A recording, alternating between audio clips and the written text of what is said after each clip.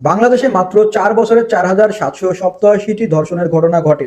মানবাধিকার সংস্থা আইন ও সালিশ কেন্দ্রের তথ্য মতে 2020 সালের জানুয়ারি মাস থেকে 2024 সালের সেপ্টেম্বর মাস পর্যন্ত 4,787টি ধর্ষণের ঘটনা ঘটে বলে তথ্য প্রকাশ করে। এই সমস্ত তথ্য মামলার উপর ভিত্তি করে দেওয়া হয়। তাহলে একবার ভাবুন তো, যাদেরকে ধর্ষণ করে মেরে ফেলে দেওয়া হয়েছে এবং যারা ধর্ষকের ভয়ে মামলা করেনি, আর যারা পরিবার ও মান সম্মানের ভয়ে মামলা করেনি, তাহলে এদেরগুলো তো বাদই থাকলো। চলুন জেনে নেওয়া যাক কোন দেশে ধর্ষণ হয় না। আসলে ধর্ষণ এমন একটা সামাজিক ব্যাধি, এটি বিশ্বের এমন কোনো দেশ নাই যে যেখানে ধর্ষণ হয় না। বিশ্বের প্রতিটি দেশে ধর্ষণ হয়, কিন্তু কিছু কিছু দেশ রয়েছে যেখানে ধর্ষণ খুবই কম হয়। এর মধ্যে রয়েছে জাপান, সিঙ্গাপুর, সংযুক্ত আরব আমিরাত, নরওয়ে ও আইসল্যান্ড। এই দেশগুলোতে ধর্ষণের সংখ্যা খুবই কম হয়। এই দেশগুলোতে ধর্ষণের সংখ্যা কম হওয়ার কারণ কঠোর আইন ও দ্রুত বিচার। অপরাধীকে দ্রুত গ্রেপ্তার করে তাকে আইনের আওতায় আনা হয় এবং দ্রুত শাস্তির ব্যবস্থা করা হয়। তাদের শাস্তি খুবই কঠোর এবং মৃত্যুদণ্ড প্রদান করা হয়। তাদের উন্নত নিরাপদ ব্যবস্থা ও প্রযুক্তির ব্যবহার, যেরকম তাদের সমস্ত এলাকায় সিসিটিভির ব্যবস্থা রয়েছে এবং রাস্তাতে আলোকবর্তির ব্যবস্থা করা থাকে এবং পর্যাপ্ত নিরাপত্তা কর্মী থাকে।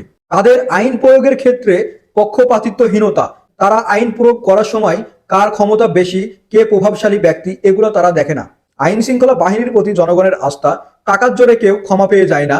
তাদের রয়েছে নিরাপদ পরিবহন ব্যবস্থা, গণপরিবহন, রাস্তাঘাট ও পাবলিক প্লেসগুলো নিরাপদ রাখার জন্য, নারীদের চলাচলের জন্য রয়েছে লেডিস ক্যাব ও ওমেন কোচ ইত্যাদি। বাংলাদেশে এত ধর্ষণ হওয়ার কারণগুলো কি কি, চলুন জেনে নেওয়া যাক এবং জেনে নেওয়া যাক কিভাবে এগুলাকে প্রতিরোধ করা যেতে পারে।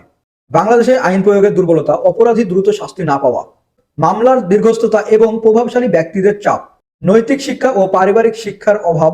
বাংলাদেশে বেকারত্ব ও হতাশাজনিত কারণে মানুষ অনেকেই খারাপ কাজে লিপ্ত হয় এবং সবচেয়ে বড় কারণ হচ্ছে মাদকাসক্ত।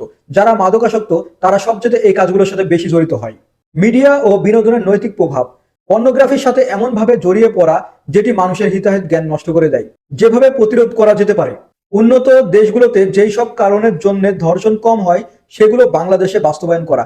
যেমন বাংলাদেশের শহরগুলোতে সিসিটিভির ব্যবস্থা করা, মেয়েদের জন্য আলাদা যানবাহনের ব্যবস্থা করা এবং পর্যাপ্ত নিরাপত্তা কর্মীর ব্যবস্থা করা, অপরাধীকে দ্রুত গ্রেপ্তার করা, ধর্ষণের দ্রুত তদন্ত ও বিচার করা, ধর্ষককে জনসম্মুখে এনে ইসলামের আইন মোতাবেক তার বিচার করা এবং তাকে মৃত্যুদণ্ড দেওয়া।